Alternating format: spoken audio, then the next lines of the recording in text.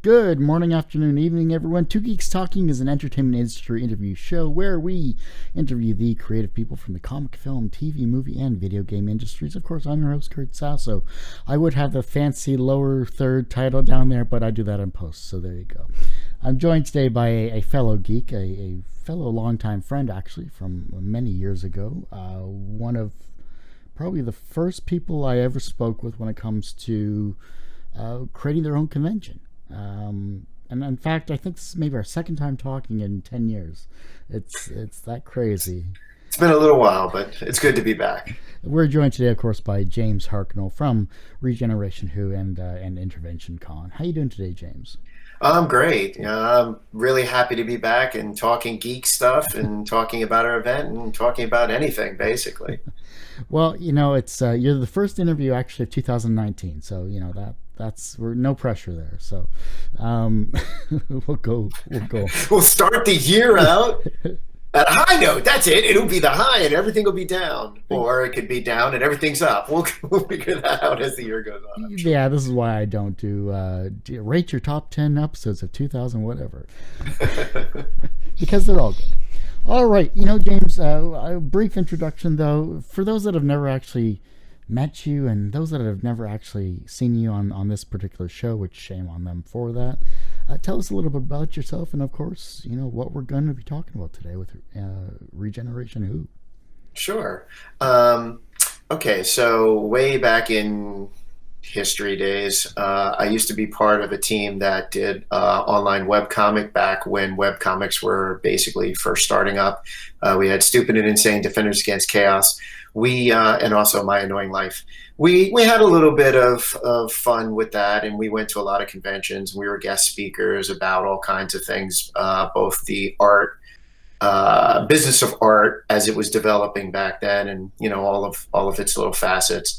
After going to events for a while, we realized that there was probably a gap that we could help fill when we started our first event, which was called Intervention.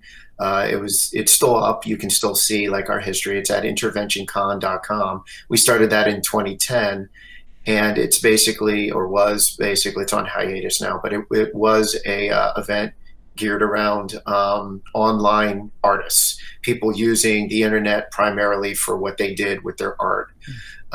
So we had, early YouTube people on, we had, musicians who were doing a lot of stuff there, webcomic artists, of course, podcasters, and various other people, jumping in back then, which was still fairly early. After that, we transitioned a bit into doing more fandom events, and ReGeneration Who, which we started 5 years ago, was our first one. Basically, of course, as you would expect, it's based around the TV show Doctor Who and all of its extended universe. And then we also expanded to Harry Potter with our Potterverse event. We had our second year just a few months ago with Potterverse 2. So yeah, so we've, I've had a pretty long history in, internet related culture and also geekdom in general. I mean, I've been a Doctor Who fan since I was a child.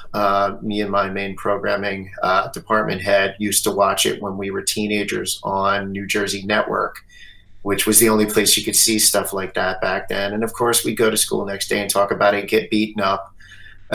So, but now hopefully no one gets beaten up for watching Doctor Who. So that's a overall positive thing. But yeah, so that's basically where I came from and where we're going with it now.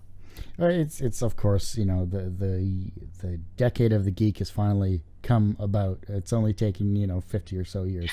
Exactly. And then we'll go back to whatever zodiac symbol is popular these days. But for the time being, it's a great time to be a fan, to be a geek, to be a nerd, to be a person of the popular culture that is whatever we enjoy, and the fact that Doctor Who has been timeless, literally and figuratively, for that matter, for decades. I first saw Doctor Who back in the 80s, but I never really got into it. I never saw the overall appeal until they kind of had a resurgence with, I guess, absolutely, what was it, seasons 11, 12, 13? Yeah, we Doctor Who is over 50 years old. We're somewhere, I don't remember, I think it's like 54, 55 years now. And it wasn't continuous. We had a break in the late 80s, and then there was books and all that fun stuff that was the extended universe. Big Finish audio dramas jumped in with a lot of the classic Doctors, and then we were very lucky in 2005. Russell T Davies was able to pitch to bring the show back, and it's been on a monster roll ever since, and getting more and more popular every year, to the point where you go on major websites that would never have had geek information, and it'll be a headline in their entertainment area, especially now with Jodie Whittaker taking over the main spot as the Doctor. That got obviously worldwide exposure for the show. And her first season just ended with her New Year's special, and there's a lot of new people coming in to watching the series, and it's only going to get better from here. For those that have never actually seen Doctor Who, and I'm sure there might be a couple out there, is it hard to get into? That's an interesting question. It's sort of, in my mind, it's a lot like saying, is Star Trek for somebody new easy to get into? There's two obviously major answers for that. Answer number one: when you have a show that's like over 50 years old, it depends on how you want to get into it. Just like, again, Star Trek, you could go back and watch the original series, and then iterate your way all the way up. And if you really want to jump in the deep end, that's what you could do for Star Trek as well. But with the show's modern series versions, you can pretty much jump in almost anywhere, and you will basically have a great time, getting up to speed pretty quickly. I mean, the main point of the show, and the simplest way to explain it, is do-gooder time machine fixes time. Essentially that's the simplest way you can talk about it. And for the most part, do-gooder who's an alien fixing time with a human friend or friends. And it goes all across time and space, to the far future, to the distant past. And it's basically sci-fi with a little bit of fantasy kind of elements that runs the gamut from, relatively recently, dealing with a situation where Rosa Parks in America was going to get disrupted from doing her famous bus protest, all the way through, explosive packages from a intergalactic delivery service. So, anybody who likes anything to do with fantasy or science fiction will find something about this series that they will love, and most people who've, picked up a few episodes have really, you can jump into it and really go pretty deep. And, as I said, there's practically an endless supply of episodes. So once you do get hooked, you can watch like for the next 6 months and not even get close to the end.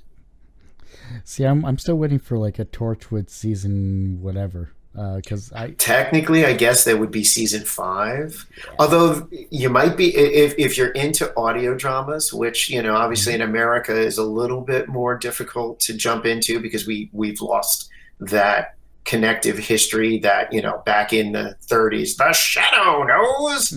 We've kind of lost that a little bit in America, but in the UK they still have long-lasting audio dramas that people listen to on the radio or through streaming now, of course, every week. And Big Finish, which is a company that produces those, has been doing a great amount of work with that, and they just picked up the Torchwood license. Oh, really? So they have started doing essentially season 5 for Torchwood. Nice. Or those in-between episodes that you never saw. Yeah. Which is one of their big things too, going back and sticking things in between episodes.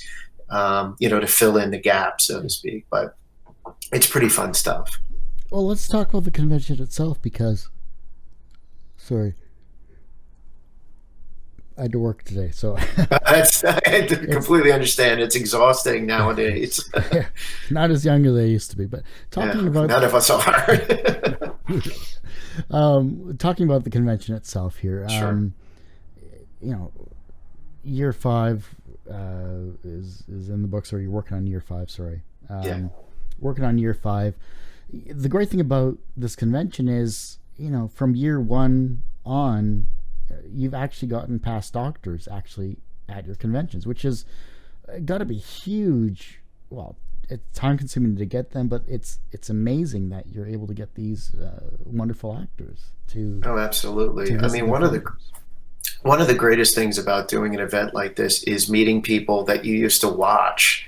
Again, as I said, I've been watching it since I was a kid, and most of the classic, in fact, all of the classic doctors who are still with us have been involved with the event at some level, starting with Tom Baker. Um, just to get the what, why, where, who, how kind of out of the way, I guess, early.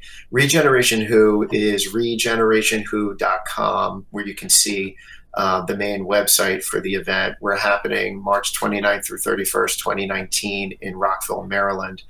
To go back, though, as we were just saying, we had Tom Baker at our first year. He did a Skype presentation. He, does a lot of events in the UK, but he rarely goes out of the UK at this point.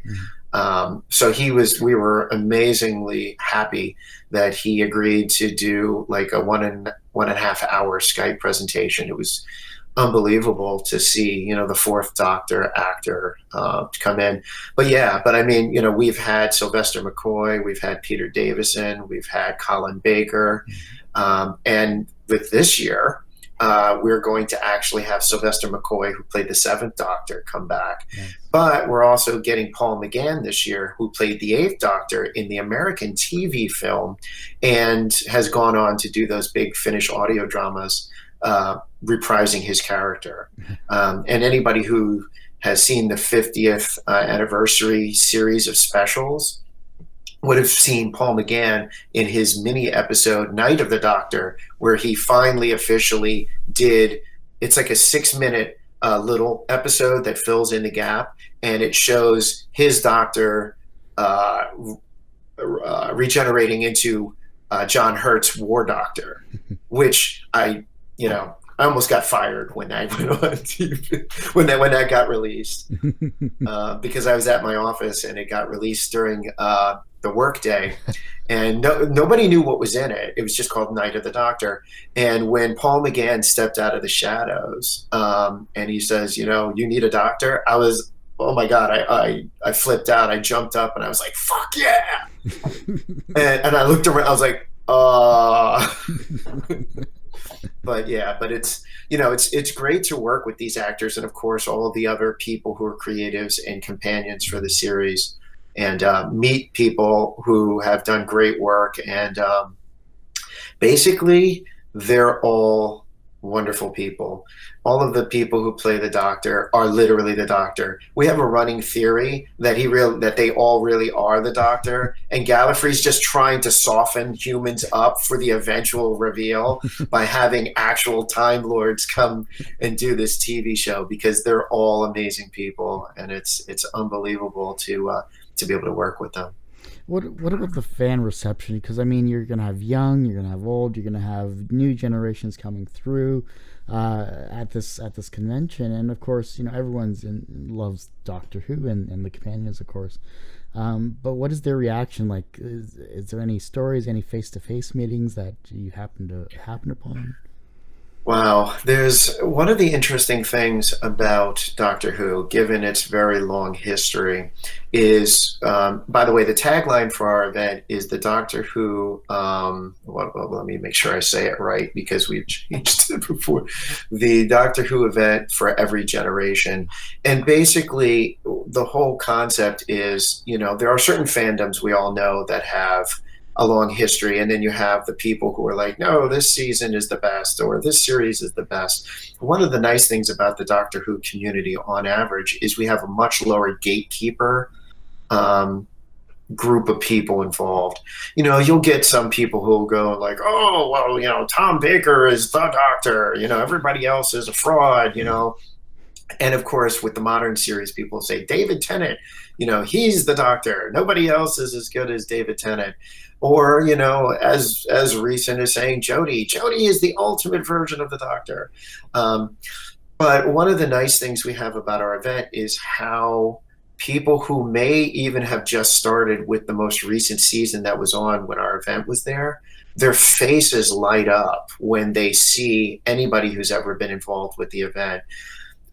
Here's a classic example. I was doing last year for Regen 4, I was helping out with Colin Baker, who played the 6th Doctor. Mm-hmm. So he was on the classic series in the 80s as his version of the Doctor. And a young girl walked up to the table, and she was wearing his outfit. And she was probably 13 or 14. So obviously no way she would ever have seen his stuff, other than catching it now. Right. And the outfit, his outfit is very multicolored. It's not like something you can just put together. Yeah. And she walked up to the table and she was like, oh my God, you're Colin Baker. Oh my God, you're my favorite Doctor. And of course, Colin being like, the absolute great guest he is in person he is, was talking with her and telling her how amazing her outfit. He said at one point, he was like, I'm looking very good these days. And so that was those kind of personal interactions at our event is one of the things that's one of the greatest things that we love about doing the event. We're big enough to have a ability to bring some of the bigger actors. We're around 1,700 to 2,500 people. Nice. But we're not Comic-Con sized, where the line is going to be 8,000 people long, and you're never even going to be able to get even close to any of the actors. Our actors, you can pretty much walk up to the table at some point and talk to them and really interact with them. And so it's great to be able to see those, and it happens every event. Somebody from even very early, we've had people from the first season back from 1963, and the children and their parents and their grandparents are all having a great time speaking with them. So those are the interactions that I love the most and love seeing at our event. Oh, that's wonderful. And of course it's a 2-day event, is that right, or is it 3? No, actually we're 3 at this point. 3, awesome. So we start midday-ish on Friday, and we run all the way through around 4 p.m. on Sunday. Wow, that's great. And how are the panels and the attendance with those? It's amazing. We've actually had to grow our event space pretty much twice. We're on to the 3rd event space because each one we've had has expanded to the point where we need bigger rooms. One of the things about our event, we've even added extra panel rooms. Like we started with 2 small panel rooms and a main event space, and we're now up to 3 small to medium-sized panel rooms and an extra large main event room, because people who come to our event are incredibly engaged with everything from the smallest topic through seeing, of course, the main actor who played the Doctor and the companions in the main event room. In fact, this year we're adding in a board gaming room because we've gotten requests for that, and we're bringing some guests who've written for the Doctor Who role-playing game, and they're going to be doing basically demos of it and being able to speak to and talk about the actual mechanics and what they use to write the books and stuff. Oh, that's awesome. That would be a real fun time to go. Wow. And it's in springtime too, so it's like not bad weather usually around that time either. So that's wonderful. Yeah, Yeah, we've been very lucky on average that at best we get like a dinky winky dusting of snow. Like I think our first year we had like, a dusting that happened on the weekend, but in general we've been pretty lucky that there's no major snowstorms that late and it's pretty easy. We made it kind of as easy as possible to make it to our venue by Amtrak, Mm, plane, and driving. nice. So, in terms of getting these wonderful guests to come to your convention, have you branched out to the more modern ones, or are they more? Oh yeah.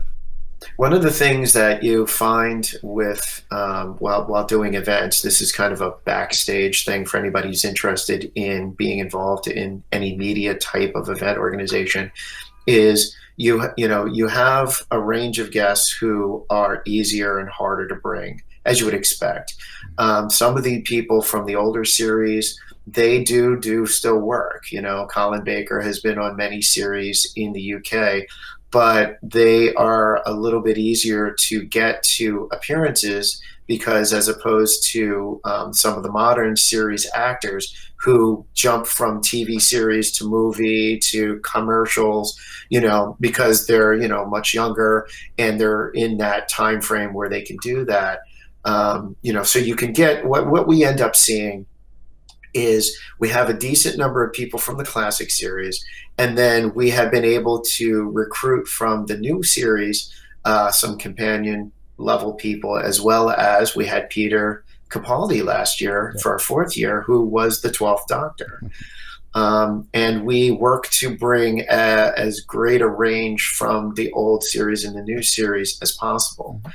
So yeah, but we're looking at it right now. Right now we have primarily composed of the classic series, but we have a few people, we have some contracts out, and we're hoping to be able to announce two companions from the modern series within the next week or two, which would Awesome. be great. Now, if you could get John Barrowman, that would be just a whirlwind of fun right there as well, too. We'll get John eventually. John, again, for people like John, he's not as much on Arrow. We looked at John for a few previous events, and he was doing a lot of work. Again, he's on all kinds of Mhm. different series, but he was, being a major character on the American Arrow Right. TV series for a few years in a row. And a lot of their filming takes place during some of the time frames that we hold our events. But yeah, John would be a great guest. Almost everybody Yeah. I've ever heard from the modern series are just great people, and I would love to have them at our event. Just you could even pick up Macy Williams as well. She was in a few episodes. Actually, to that point, you would be amazed at the number of people that have made at least an appearance of some note on Doctor Doctor Who. Who. John Cleese was in a classic episode. He didn't have a huge part, but he was on the show.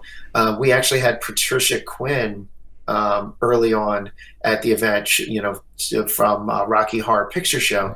because she played a character in the Seventh Doctor's series. So it's amazing to see with a it's like Star Trek. Yeah. Technically, if you're doing a Star Trek con, you could bring The Rock to your event because he played a character on Voyager. Yep. So it's amazing when these series have such a long history, how many people you could bring. Heck, even like non-official stuff, like Rowan Atkinson played an unofficial Ninth Doctor in a Christmas special fundraiser in the Yep. UK. I saw that one. And it's actually, funny enough, was written by the previous showrunner for the series, and in that one was the first appearance, unofficially, of course, of a female version of the Doctor. So it's kind of an interesting way things have kind of come back around. Oh, that's wonderful.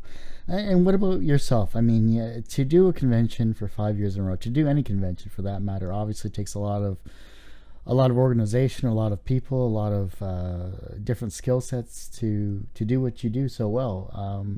How are you holding up? Well, another backstage secret: the 3 months or so that lead up to a con are its most intensive. Obviously, what you need to do is you have to start making all the arrangements for travel and the hotel and programming and things of that nature.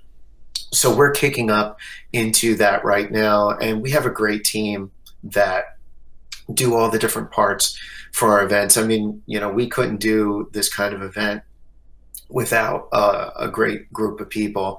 And, I'm always grateful that they've joined us on this, and that they, spend the volunteer time that they do to get all of the different areas done. So, it's a lot of coordination. We're emailing and meetings, both online and in person. And, so you work through it. We've done this now. This is going to be the 5th year for this, and the 9th year basically overall for running these events. And even before that, we were part of a few other events. So luckily, as you do something, everybody gets more seasoned, and you have that experience to pull from to do it. But yeah, no, it's a lot of work. It's like doing any major project. Obviously, if you're a writer and you're writing your book and your deadline's coming up, it's the same thing. You have to get all of the editing done and all that stuff. So, and of course, for podcasting, the second you finish talking with me, you have to kick into gear to do the editing and what you're going to add to it. And, if you have a deadline coming up very quickly to get it up, it's that same sort of like, got to get in there and do it. Yeah. It just happens for us to be over a bigger time frame than most creative endeavors. Oh, that's wonderful. And then, after the convention ends, you kind of decompress there. What are you going to be working on next, or what are you currently working on other than the convention? Well, of course, convention stuff never ends, so we're always looking at the next thing for that. Personally, I'm working on a few projects. In fact, part of the reason why this green screen is behind me is actually at some point, hopefully in the next 6 months, I'm looking at starting a small number of online podcasty style discussion channels, ranging from, a potential Doctor Who related one, where, I talk with other people about their experiences growing up and or just finding Doctor Who, through to, talking about running conventions itself. There's a lot of information that we've gleaned over years that I would love to give back to the community.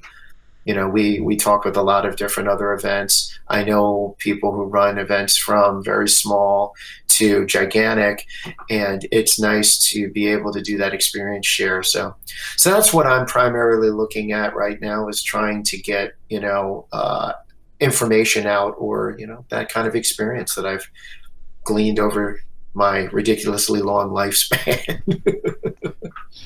I know what you mean. Yeah, it's time consuming, but it's fun, and the fact that you can share your experiences and your knowledge base, and for those that may take it to a different level, or may take it to better themselves in some way, shape, or form, is always wonderful to do. Heck, I don't think I would have stuck around for 10 years if I didn't start getting out of my social anxiety spell that I had to become a little more outgoing than apparently I am. So.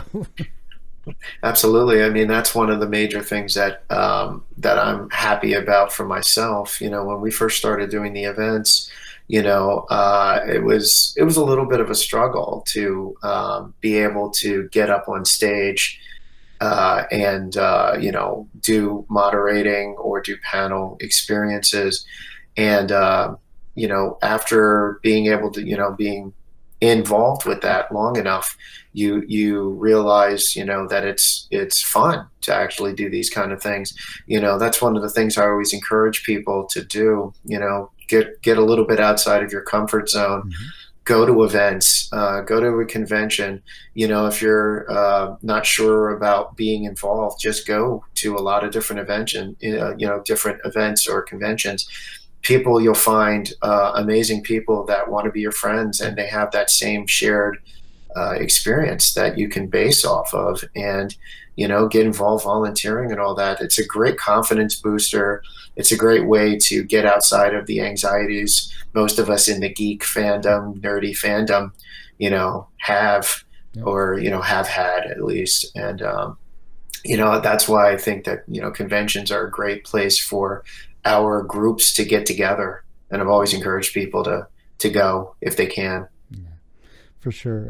It was kind of funny. A friend from high school way back when messaged me. He's like, my daughter wants to go to a convention. What do I have to look for? What should I go to this local one or should I do the big one type situation? And it's like you kind of think back about what was my first experience at a convention. What did you when you first went to your first convention before you started making them? Was it overwhelming? Was it like what was that type of situation? And Yeah, I mean, when I was much, much younger, I went to, your regular comic conventions. People when you say Comic Con now, people's generally first thought is San Diego or